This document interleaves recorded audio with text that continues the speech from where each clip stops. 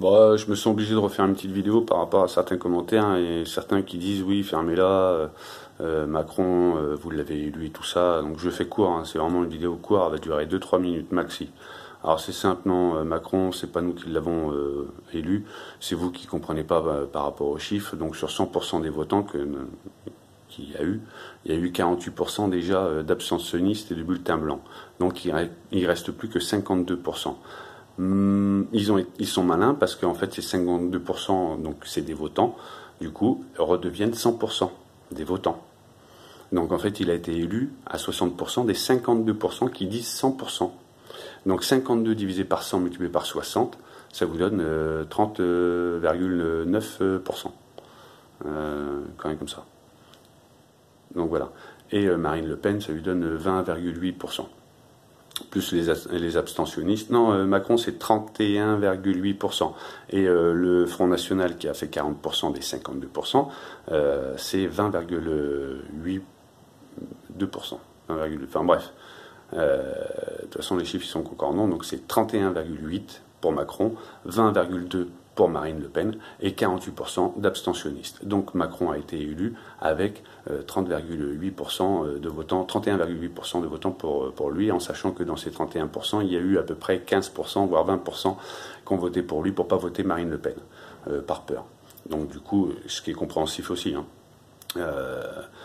Du coup, si on enlève cela aussi de son résultat, en fait, il a été élu en totalité à quoi? À peanuts, à rien. Il y a peut-être 15% de la population qui a voté pour lui. Donc il se retrouve avec au moins 80% du peuple contre sa gueule. C'est dit différemment. Donc effectivement, il est content. Il dit voilà, j'ai été élu à 60%. Maintenant, le calcul, il est simple pour vérifier ce que je dis. S'il a été élu à 60%, comme vous dites, et qu'il y a eu 48% d'abstentionnistes, vous faites 60 plus 48, et ça vous donne déjà 108%. Et maintenant, vous rajoutez les 40% à Marine Le Pen, ce qui vous donne 148%.